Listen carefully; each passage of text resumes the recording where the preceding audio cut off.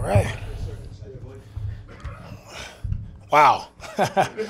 What a game. What a battle. Very proud of our guys. We talked last night in our team meeting just about like whatever it takes, whoever it takes, and however long it takes, let's just find a way to finish this first month of the season 3-1. So very proud of our guys for finishing the right way. As we know, a lot of things to clean up for us with the penalties. It's like we're trying to break the record for most penalties in the league, which we got to clean up. This is our third straight game of over 10 penalties. It's just, not good enough. And we have to find the guys who want to do it right all the time and play clean football there. But very proud of the effort from all of our guys. CJ, he let us down when we needed to. Darray stepping up big time for us, and Nico.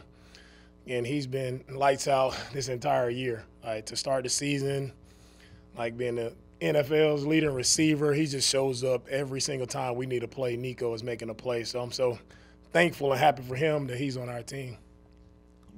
You guys obviously didn't play as well as you would have liked, but you guys were able to get the win. What does that say about you guys' demeanor, mental toughness? What does it say about you guys overall? The goal for us every week is to win. There's no such thing as an ugly win to me. Like, you finish with the win because, as we know, in this league, wins are hard to come by. It doesn't matter who you play. So, man, I'm just proud to get a win. And it doesn't matter to me how we win them, just finish with the win. Coach, you mentioned about effort. Some of the penalties are effort penalties, and then there are some things that's just mind penalties. When do you start to making the differentiation? Because, some of these things today, it's a continuation for the last 3 weeks.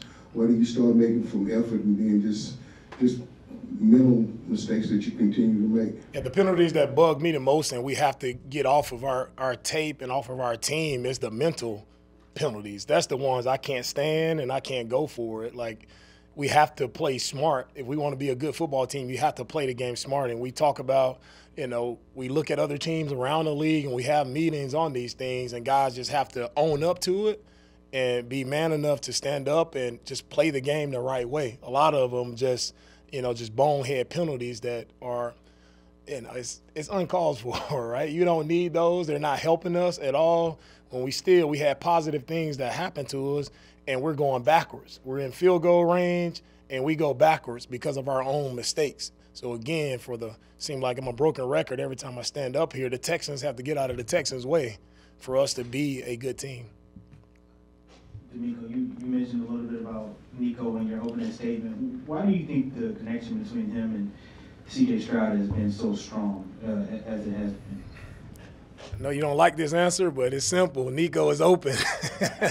So that's why the connection is strong.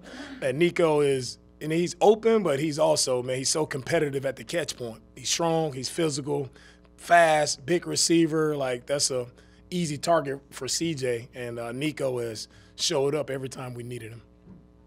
Coach, can you walk us through any adjustments the defense made on those final 3 drives to force those 2 crucial punts to give you guys an opportunity to stay in the game? The adjustment for the defense is mindset.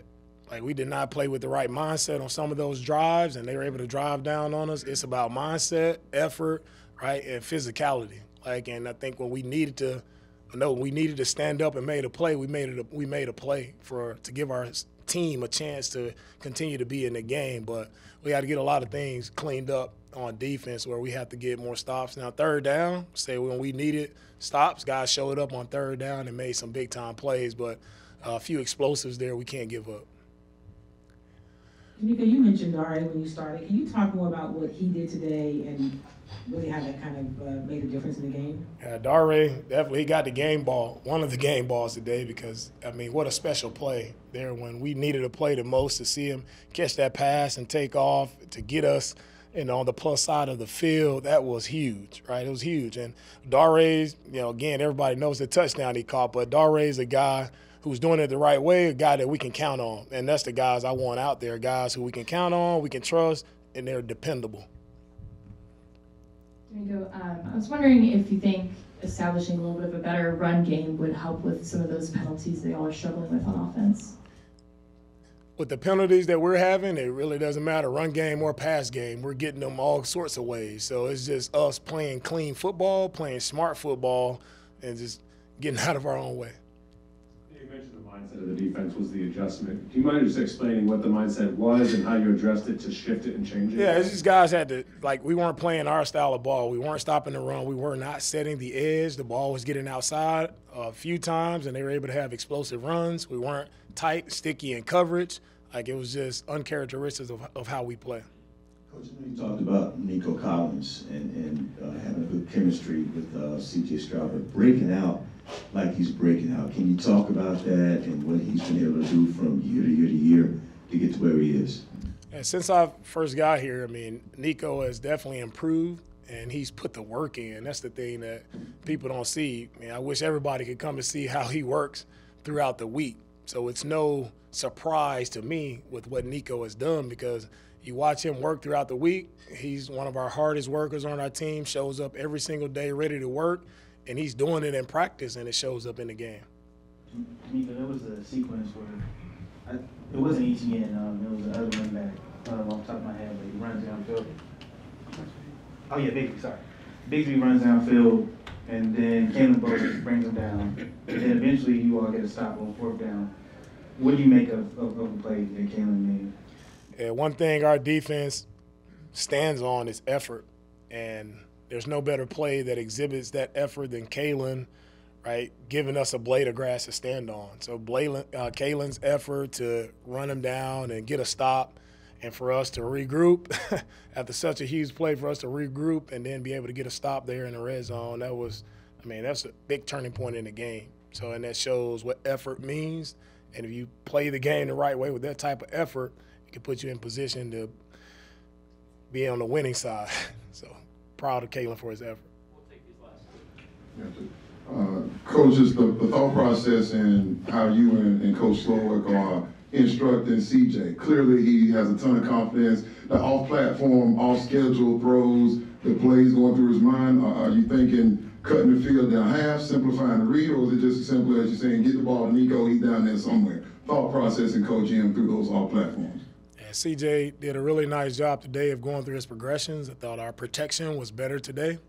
He had a lot of time to make those reads, had a lot of time to escape the pocket and make the plays we needed to make, and he did a good job of keeping his eyes downfield and finding the open receiver. So, I mean, credit to CJ, over 300 yards passing, 2 touchdowns, like big day for him.